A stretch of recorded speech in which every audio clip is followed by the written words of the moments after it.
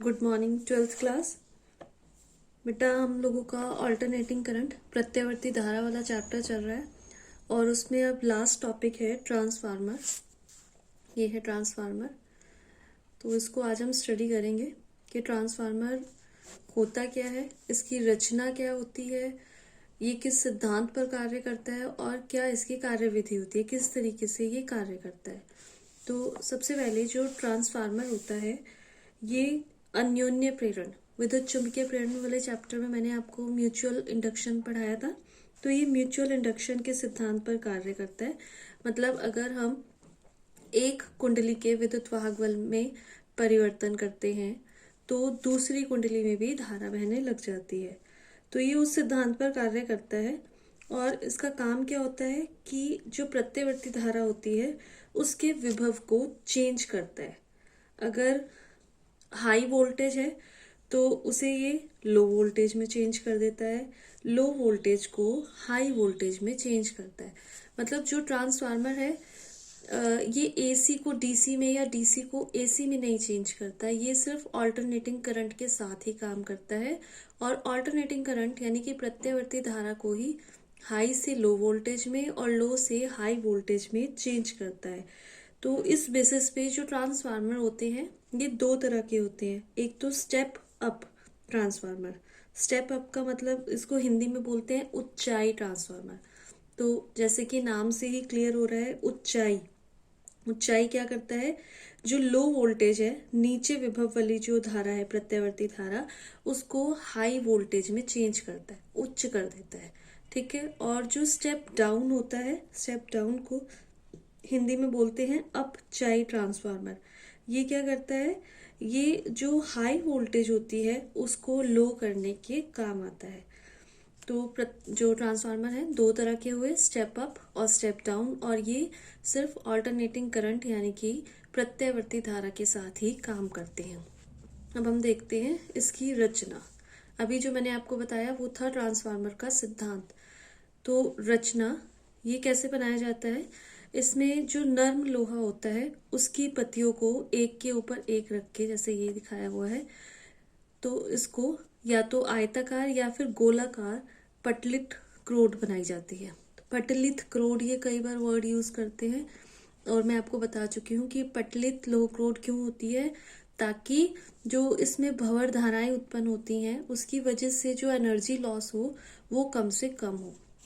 और ये जो पत्तियां हैं एक दूसरे से सेपरेट रखी जाती हैं। अगर आप ध्यान से देखेंगे तो इन पत्तियों के बीच में क्रॉड्स जो रखी हुई हैं, पटलित लोह क्रोड्स जो हैं, इनके बीच में गैप है, तो ये एक दूसरे से पृथक करके रखी जाती हैं।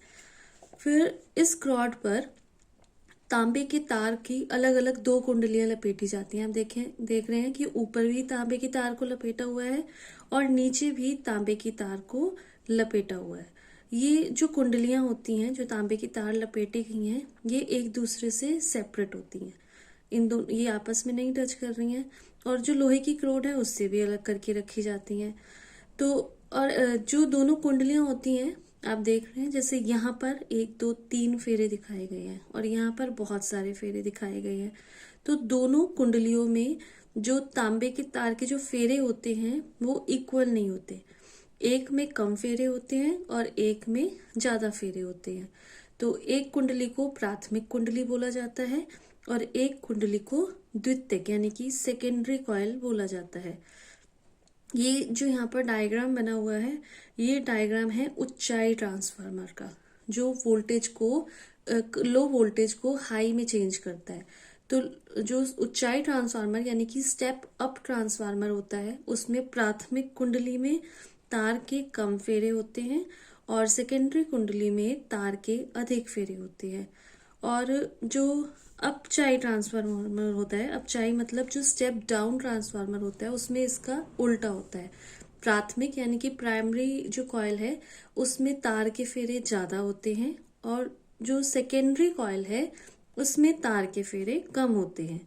तो ये है ट्रांसफार्मर की रचना। अब वर्किंग, ये कैसे वर्किंग इसकी होती है, कार्य कैसे करता है। तो इसमें क्या करते हैं कि सबसे पहले जो विद्युत वाहक बल जहां से मेन सप्लाई होती है उसको एसी मेंस जैसे यहाँ पर लिखा हुआ है, क्योंकि मैंने आपको बताया कि ट्रांसफार्मर सिर्फ एसी के साथ काम करता है। तो एसी मेंस को जो सोर्स है मेन वोल्टेज का, उसको हम क्या इससे जोड़ देते हैं, प्राथमिक कुंडली से। अब इससे इस प्राथमिक कुंडली में धारा बहेगी। कौन सी धारा बहेगी? प्रत्यवर्ती वैद्युत धारा।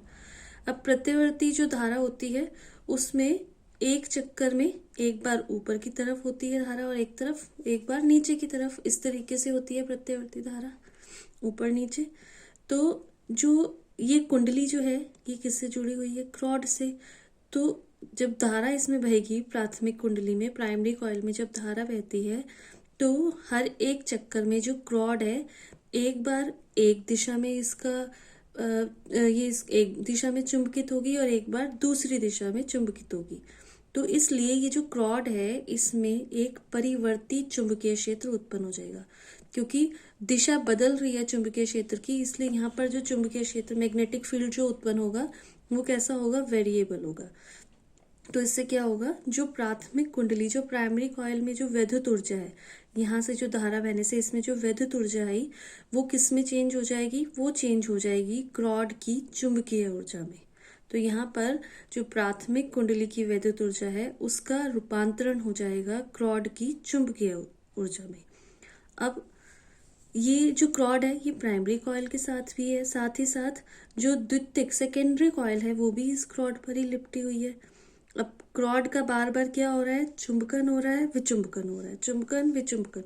विचुंबकन का मतलब क्या है कि यहाँ से तो जो विद्युत धारा बही, इसकी वजह से इस क्रॉड का जो इसकी विद्युत ऊर्जा है वो क्रॉड की चुंबकीय ऊर्जा में चेंज हो गई और फिर ये चुंबकीय ऊर्जा यहाँ पहुंची। अब इसकी चुंबकीय ऊर्जा जो है वो किस में चेंज हो जाएगी? सेकेंडरी कॉइल की विद्युत ऊर्जा में। तो इसीलिए जो क्रॉड है इसका बार बार क्या हो रहा है? चुंबकन हो रहा है और विचुंबकन हो रहा है। पहले विद्युत ऊर्जा जो है वो चुंबकीय ऊर्जा में चेंज हो रही है, उसको बोलते हैं हम चुंबकन, और फिर चुंबकीय ऊर्जा विद्युत ऊर्जा में चेंज हो रही है, इसको बोलते हैं हम विचुंबकन।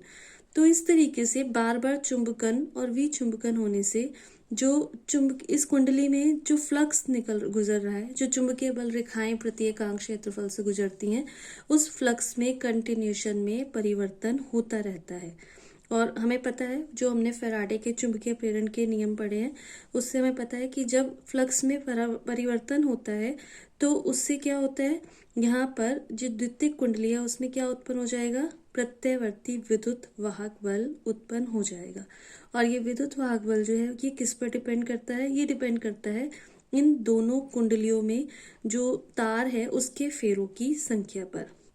सपोज जो पहली कुंडली है इसमें हमने माना कि जो फेरों की संख्या है, तार के फेरों की संख्या, वो है NP।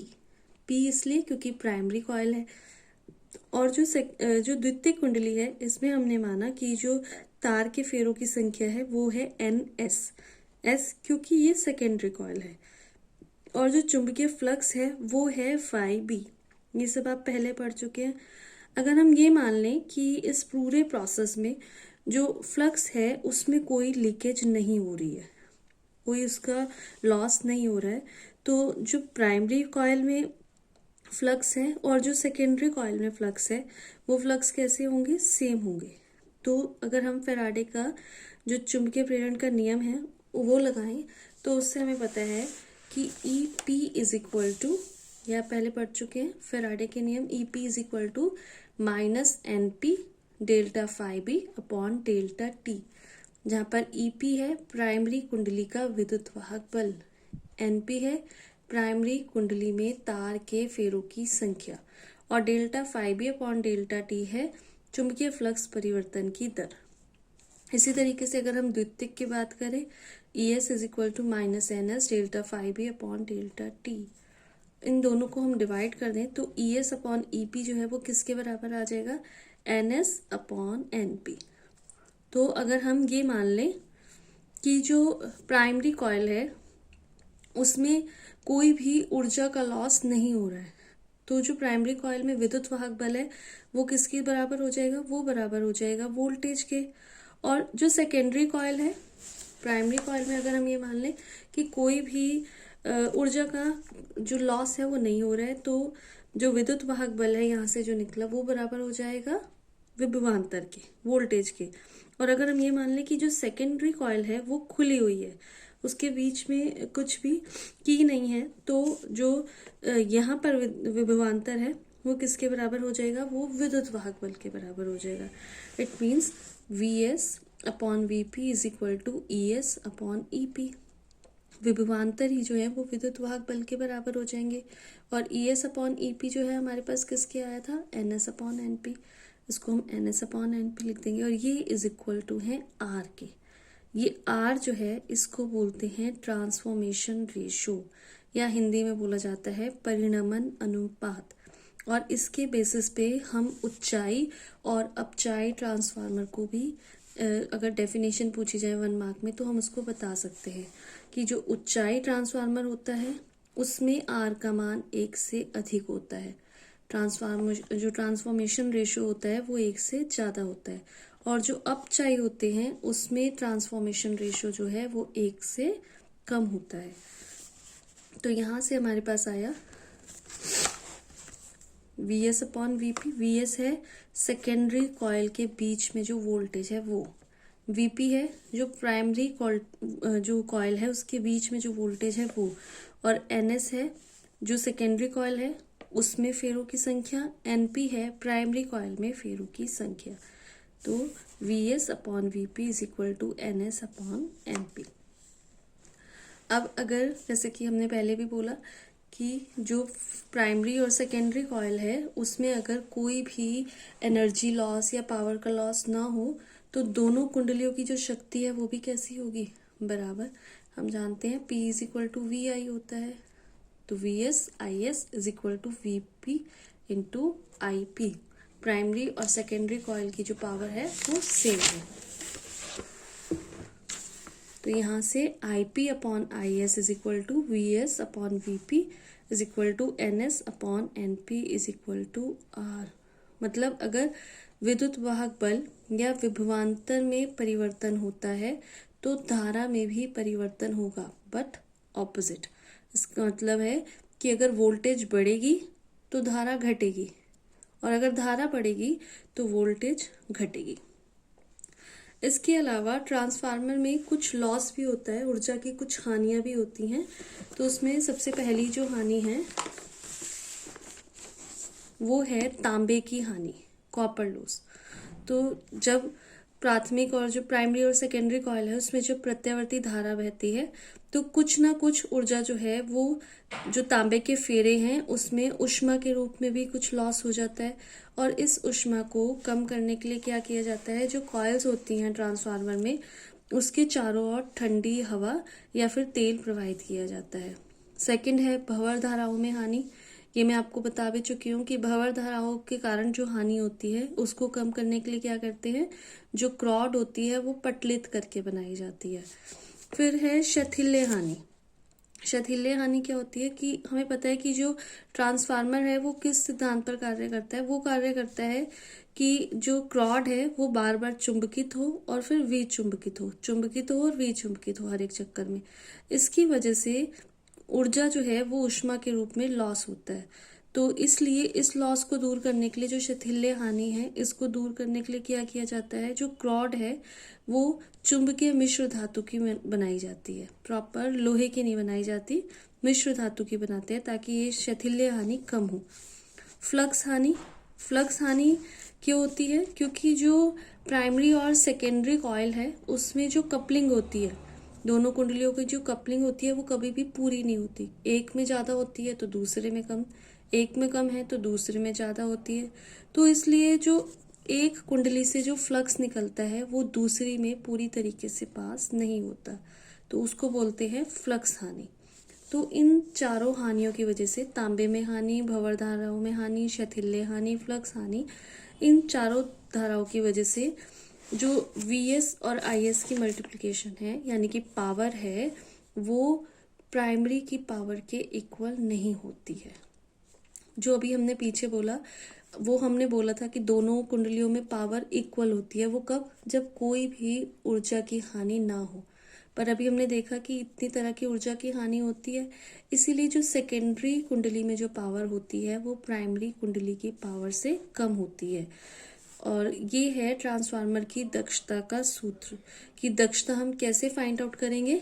तो दक्षता जो होती है वो होती है आउटपुट पावर, कि हमें बाहर कितनी पावर मिल रही है ट्रांसफार्मर से, वो मिलती है VS इंटू IS, क्योंकि सेकेंडरी कॉइल से ही हमें बाहर पावर मिलेगी। और अपॉन इनपुट पावर हमने दी कितनी उसको पावर, वो हमने दी VP इंटू IP। तो जनरली जो ईटा होता है यानी कि जो दक्षता होती है ट्रांसफार्मर की वो 100% से कम होती है।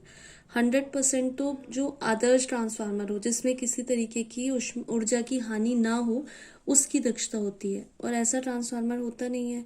तो इसीलिए जो दक्षता होती है एक ट्रांसफार्मर की वो 100% से कम होती है। अब की वैद्युत शक्ति जो होती है, पावर जो होती है, उसको हम दूरस्थ स्थानों पर कैसे भेजते हैं, उसमें ट्रांसफार्मर की क्या यूज है। तो क्या किया जाता है कि जो पावर हाउस होते हैं उससे जो शक्ति होती है हमें घरों तक भेजनी है। अब घरों तक भेजने के लिए जैसे घरों में हमें पता है कि 200 या 220 वोल्टेज पे हमें जो है धारा चाहिए होती है।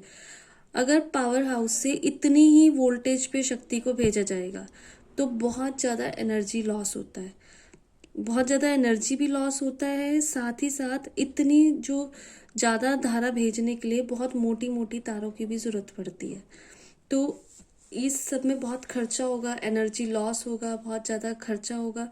तो इस चीज़ों को अवॉइड करने के लिए क्या किया जाता है कि पावर हाउस पे पहले जो है स्टेप अप यानी कि ऊंचाई ट्रांसफार्मर लगाए जाते हैं। तो ऊंचाई ट्रांसफार्मर क्या करता है, लो को हाई वोल्टेज में चेंज कर देता है। देखिए, इन हानियों से बचने के लिए धारा को ऊंचाई ट्रांसफार्मर द्वारा बहुत उच्च वोल्टेज पे करके तारों में भेजा जाता है। तो स्टेप अप जो ट्रांसफार्मर होता है वो बहुत हाई वोल्टेज में चेंज कर देता है शक्ति को। तो इससे क्या होता है, जब वोल्टेज ज़्यादा हो जाएगी धारा का मान क्या हो जाता है, कम हो जाता है। तो पतले तारों द्वारा भी ये वाली धारा को आराम से घरों तक पहुंचाया जा सकता है। साथ ही साथ एनर्जी लॉस भी कम हो जाता है। जब ये धाराएं घर तक पहुंच जाती हैं तो वहां पर स्टेप डाउन ट्रांसफार्मर लग जाता है। स्टेप डाउन ट्रांसफार्मर क्या करता है, जैसे स्टेप अप से हमने क्या किया था, जो 200 वोल्ट वाली जो धारा थी उसको चेंज कर दिया था 1000 वोल्टेज से, ताकि धारा का मान कम हो जाए। अब जब घरों पे स्टेप डाउन ट्रांसफार्मर लगे होंगे तो क्या होगा, ये वाली वोल्टेज जो है वो लो वोल्टेज में फिर से चेंज हो जाएगी। तो इस तरीके से स्टेप अप और स्टेप डाउन ट्रांसफार्मर के द्वारा जो शक्ति होती है, पावर होती है, वो बहुत दूर से आराम से कम खर्चे पर जहाँ पर पहुँचानी है शक्ति वहाँ तक पहुँचाई जा सकती है। और इस सब के लिए सिर्फ AC करंट ही यूज होती है, क्योंकि AC करंट को ही, उसकी वैल्यू को ही हम ऊपर या नीचे कर सकते हैं, DC को नहीं।